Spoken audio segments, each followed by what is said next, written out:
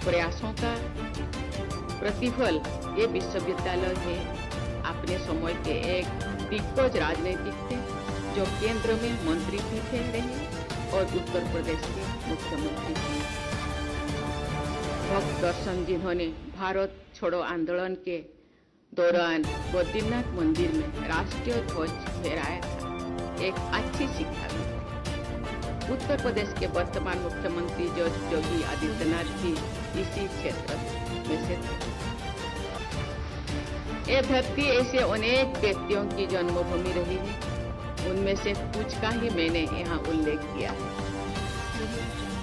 भारत की आध्यात्मिक और सांस्कृतिक यात्रा में उत्तराखंड का योगदान अतुलनीय है। जीवनदायिनी गंगा और जमुना का उद्गम स्थल यही बद्रीनाथ, केदारनाथ और हेमकुंड साहिब जैसे तीर्थस्थल यूनेस्को की इंटेंजिबल कल्चरल हेरिटेज लिस्ट में शामिल कुंभ का भी मेला है। इस क्षेत्र की केंद्राओं और गुफाओं में भारत भूमि के ऋषि मुनियों के तोप का बोल है। यहाँ के वनों में जीवन का मंत्र है। इस राज्य में अनगिनत जल स्रोत निकालकर मैदानों भागों में वनस्पतियों, जीव जंतुओं और मानव को जीवन प्रदान करते हैं। देवियों और स्वजनों, पहाड़ों पर जीवन संघर्षपूर्ण है।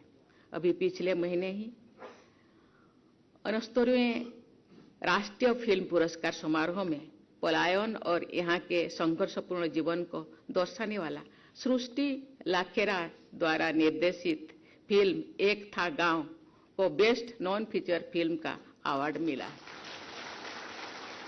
मुझे इस बात का संतोष है कि केंद्र और राज्य की सरकारें संतुलित विकास और स्थानीय रोजगार सृजन पर ध्यान दे रहे हैं। उत्तराखंड पर्यावरण की दृष्टि से अति संवेदनशील राज्य है। यहाँ पर मैदानी और तटीय इलाकों की तरह बड़े उद्योग स्थापित करने की अपनी सीमा है। इसीलिए सस्टेनेबल डेवलपमेंट और रिसोर्सेज के ऑप्टिमल यूज के लिए रिसर्च और नई इनोवेशंस की आवश्यकता है। स्थानीय आवश्यकताओं और बाध्यताओं को ध्यान में रखते हुए कैसे आर्थिक विकास किया जाए और रोजगार के अवसर पैदा किया जाए, ये आपके सामने चुनौती भी है और अवसर भी है। इस राज्य के एकमात्र केंद्रीय विश्वविद्यालय होने के कारण हेमावती नंदन बहुगुणा विश्वविद्यालय की जिम्मेदारी और भी बढ़ जाती है।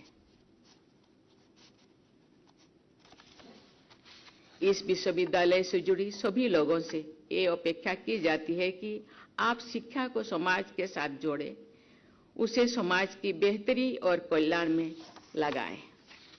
मुझे ये जानकर खुशी हुई है कि इस विश्वविद्यालय के अंतर्गत high altitude plant physiology research centre पर्वतीय पौधों के सर्वाइवल, अडॉप्टेशन एंड प्रोडक्टिविटी पर प्रशिक्षण और अनुसंधान कर रहा है।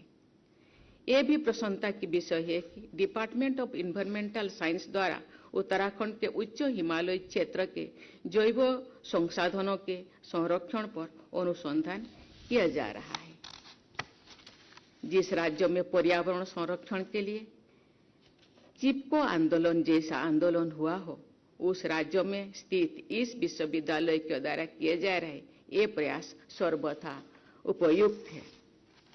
देवियों और स्वजनों, ये बहुत ही प्रसन्नता की बात है कि ये विश्वविद्यालय आगामी 1 दिसंबर को अपनी स्थापना व 50 वर्ष पूर्ण कर रहा है। इस दुर्गम इलाके में एक सामान्य शुरुआत करते हुए ये विश्वविद्यालय आज अपने 3 कैंपसेस और 11 स्कूल्स के माध्यम से पूरे गढ़वाल में ज्ञान का प्रकाश फैला रहा है। इसके लिए मैं सभी पूर्व और वर्तमान शिक्षकों, प्रशासकों और विद्यार्थियों की सराहना करती हूँ। ये स्वर्णिम यात्रा आप सबके लिए गर्व करने का अवसर है, लेकिन साथ ही भविष्य की रूपरेखा तय करने का अवसर भी है। आप वर्तमान और भविष्य की स्थानीय और वैश्विक चुनौतियों का सामना कैसे करेंगे, इसके लिए योजना तैयार करने और उसे सफल बनाने का संकल्प लेने का ये उचित अवसर भी है। प्यारे विद्यार्थियों, आज का दिन आपके जीवन में बहुत ही महत्वपूर्ण स्थान रखता है। मुझे विश्वास है कि यहाँ अर्जित ज्ञान के बल पर आप सफलता की ऊंचाई को छुएंगे। इस अवसर पर मैं आप लोगों की 3 सलाह देना चाहती हूँ आप लोगों को। पहला, आप अपने जोड़ों को ना भूलें, चाहे वो आपके दोस्त परिजन हो या स्कूल कॉलेज के दोस्त।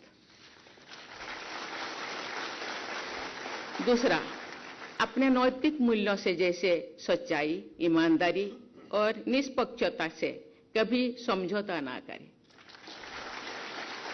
तीसरा, आपने जो भी शिक्षा प्राप्त की है उसमें समाज का भी अहम योगदान है, इसीलिए आप विकास यात्रा में पीछे छूटे हुए लोगों की भरसक मदद करें। मैं महान कवि सुमित्रानंदन पंत द्वारा लिखित चंद पंक्तियों के साथ अपनी वाणी को विराम देती हूँ। वो लिखे हैं, साहस, दृढ़ संकल्प, शक्ति, श्रम, नवयुग जीवन का रच उपक्रम। नव आशा से, नव आस्था से नई भविष्य स्वप्न सजाएं। धन्यवाद। जय हिंद, जय भारत।